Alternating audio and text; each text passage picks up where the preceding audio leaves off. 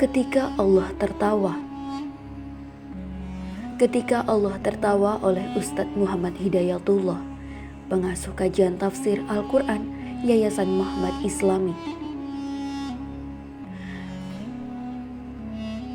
Dari Waqi' bin Udus dari pamannya, Abu Razin berkata, Rasulullah bersabda, Rob kita tertawa terhadap hambanya yang berputus asa karena sadar dirinya lemah dan membutuhkan pertolongan.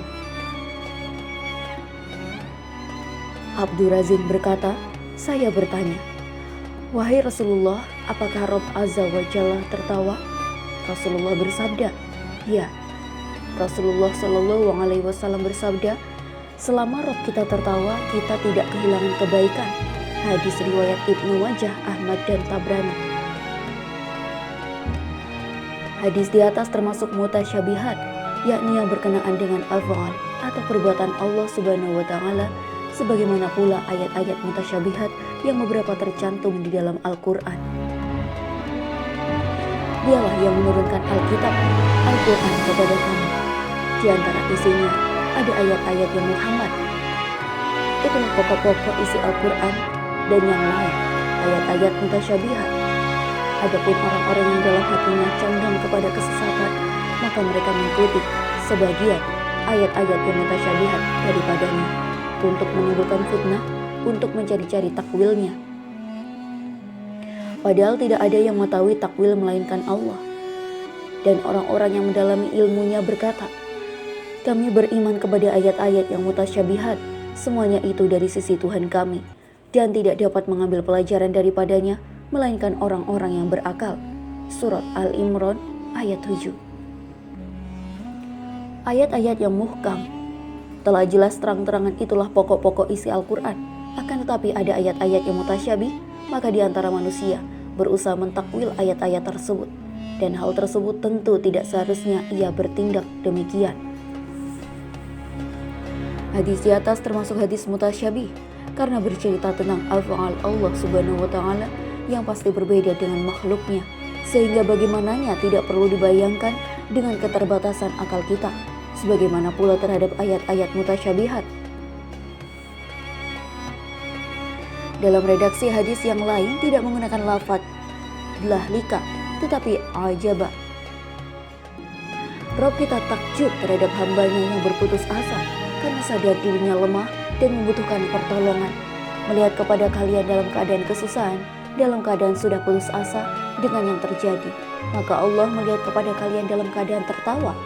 Allah mengetahui bahwasanya keluarnya kalian dari kesusahan ini adalah sangat dekat. Allah tertawa berarti Allah senang melihat hambanya yang berputus asa karena ia sadar bahwa ia lemah, tidak berdaya sama sekali. Sehingga dengan kesadaran itu memaksa diri untuk membutuhkan pertolongan. Hal ini berarti seorang hamba itu masih meyakini bahwa ada Zat yang maha sempurna yang pasti dapat memberikan pertolongan kepadanya.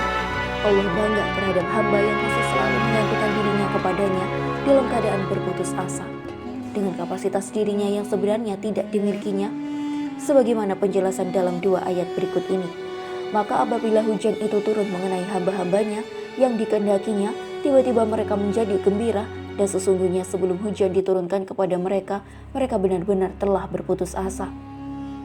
Surah Al-Rum ayat 48.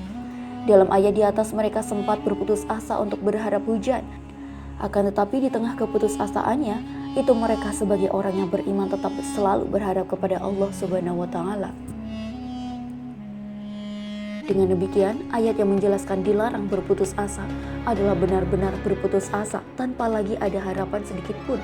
Bahkan sikap putus asanya itu kemudian dibalik menjadi berzuuzon kepada Allah. Inilah yang sangat dilarang. Inilah yang dipesankan Nabi Yakub kepada putra-putranya. Hai anak-anakku, pergilah kamu, maka carilah berita tentang Yusuf dan saudaranya, dan jangan kamu berputus asa dari rahmat Allah. Sesungguhnya tiada berputus asa dari rahmat Allah, melainkan kaum yang kafir. Surah Yusuf ayat 87. Dalam hal ini juga menjadi dorongan dan motivasi kepada setiap hamba agar terus berupaya atau berikhtiar dengan seluruh kemampuannya baik secara lahir dan batin dan sekaligus bertawakal kepada Allah secara penuh. Dan memang demikianlah sikap seorang hamba kepada Tuhannya. Seorang mukmin pantang menyerah dan berputus asa.